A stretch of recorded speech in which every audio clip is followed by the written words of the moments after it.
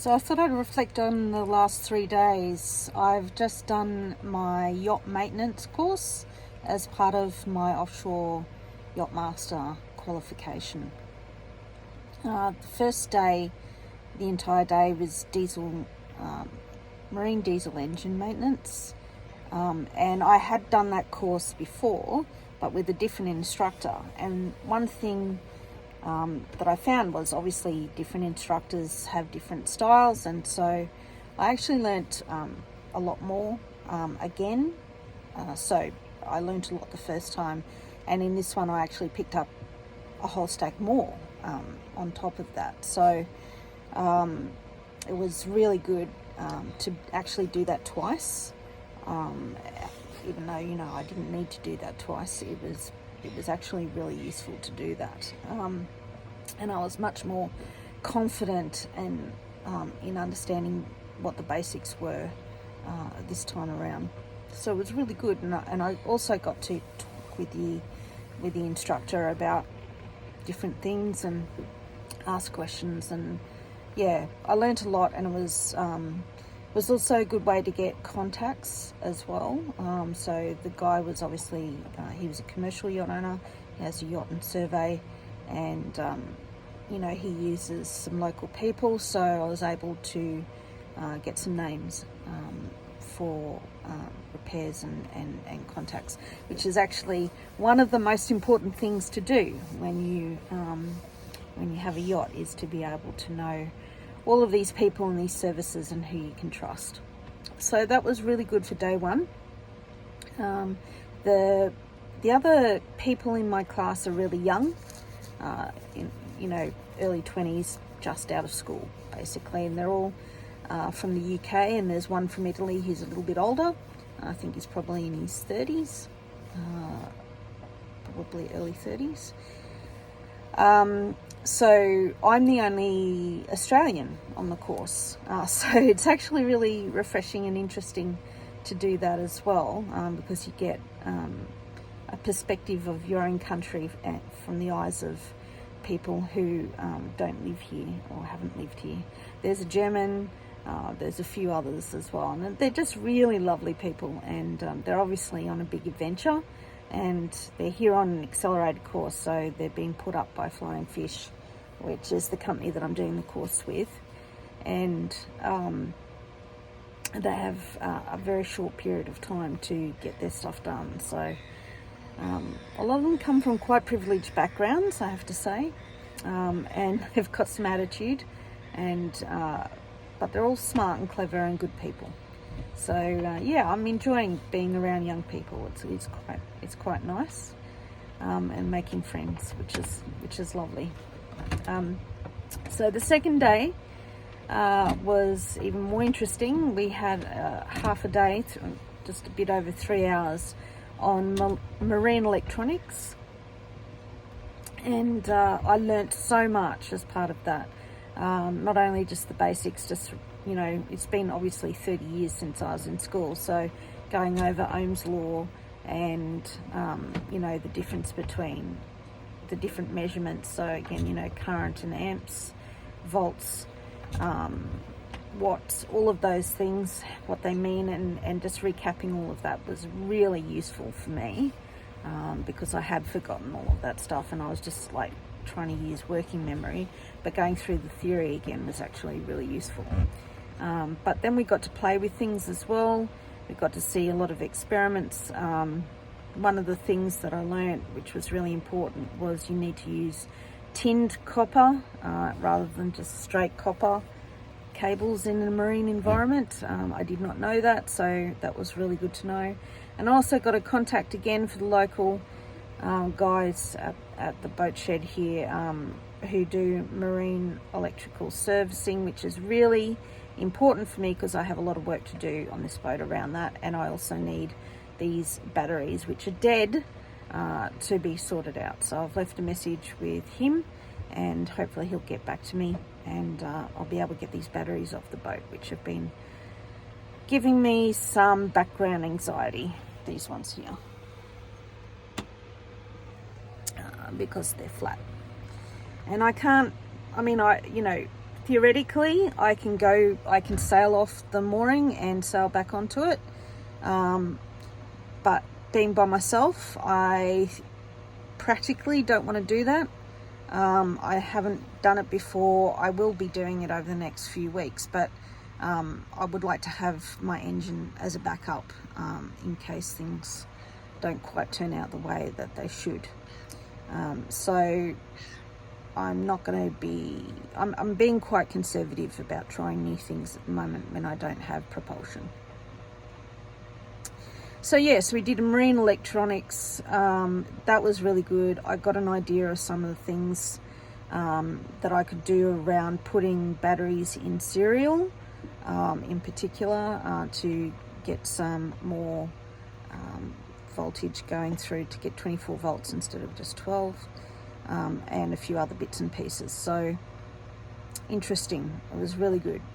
After that, what did we do after that? Oh yeah, we did ropes. So we did lots of splicing. So we learnt how to splice.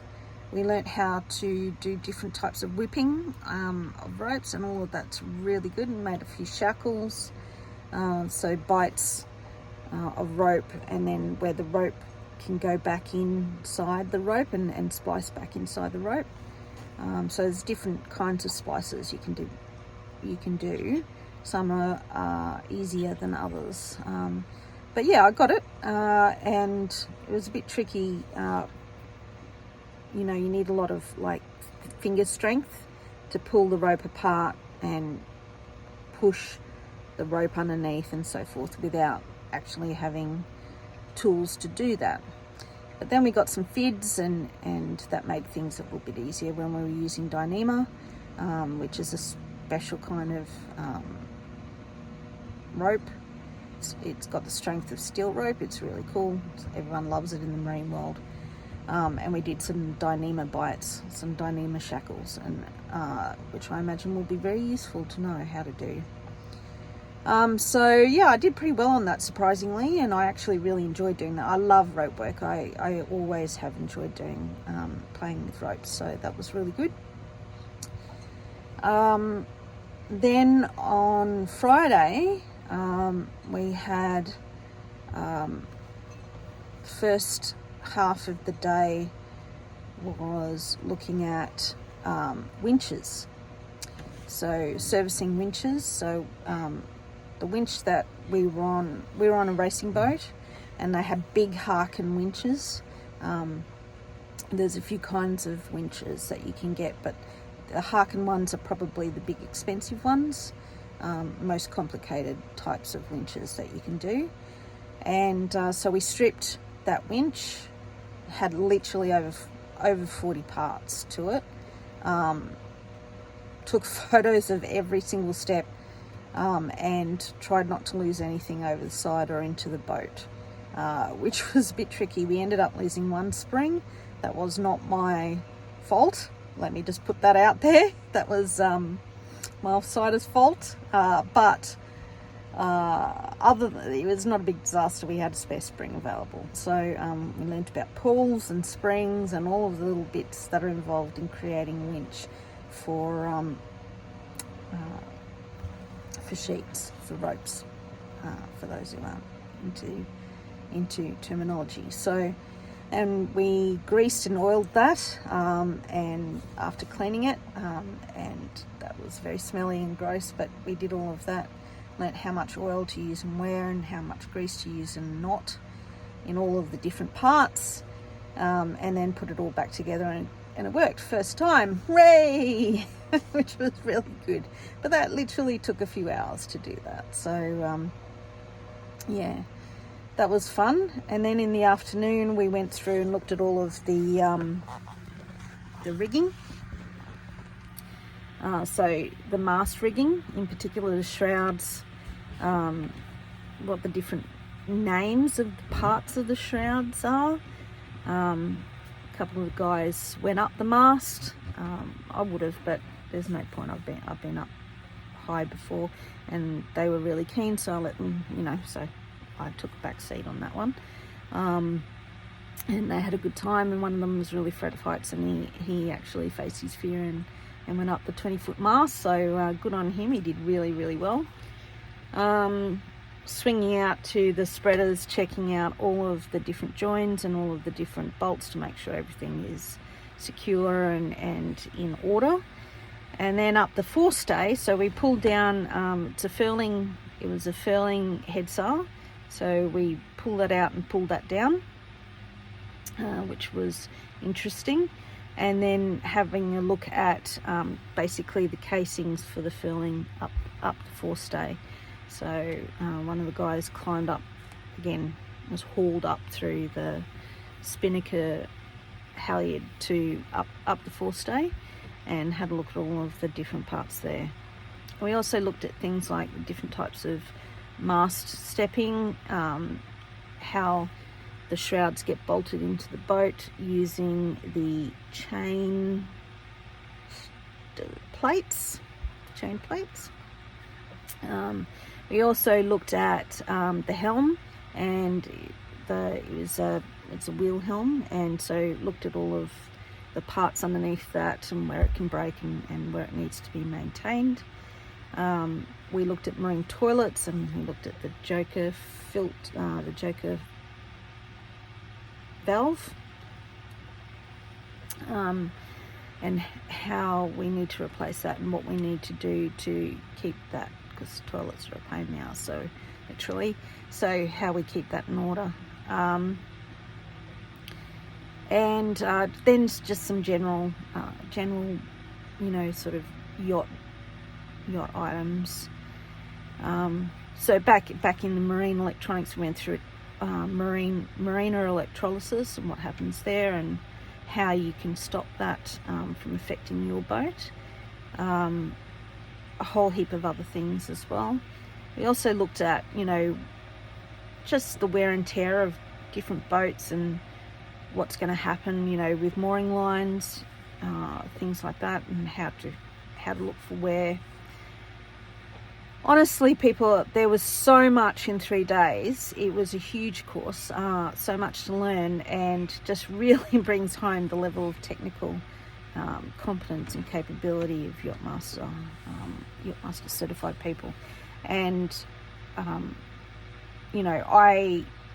was very invested in learning about all this, because obviously I have a boat of my own, so it was full on for me. I was taking in and absorbing every single thing that they were saying. So a big 3 days. At the same time, I was able to get the electric engine on my dinghy working, on my tender working, and I used that and faced one of my fears. There was some rain and thunderstorms due, and it was certainly raining on Friday. So, getting in the dinghy and in the tender and motoring my way up for half an hour, 45 minutes up to the yacht club in bad weather was something that I had lost some sleep over, because I knew it was coming, and I was thinking, do I, go and take my car, or what do I do? But I did it, and it was fine, and it actually cleared up, and at low tide enough for me to take the dinghy on to shore, let some air out of one of the tubes, and fix the seat that I had mucked up on it as well. So all of that was great. Got a shower in as well, got to eat some great food, got back, went shopping, picked up some medication as well. It was huge. It was a big day. And today I've called the electronics, the Marine Sparky, left a message. Hopefully he'll get back to me, and then I'll get these stupid batteries off, and hopefully get something good happening around the boat, around electronics, and that will make me very happy and a lot less anxious. In other news, because some of living on the boat is actually the power situation, having access to mains power is 100% needed. So I've got two options for that. One option is to go and sit in a marina, and the other option is to get a base on land. So I'm looking at both of those. Tomorrow I'm looking at a flatmate situation. There are some advantages around addresses and services and so forth in doing that, and also with the cat. And I've also put in some interest for a berth at one of the marinas around in the harbour. So I just need to balance the money around all of those things and likelihood of use, and see where it comes out and make a decision. So again, a big weekend ahead, lots to do, but I'm feeling good.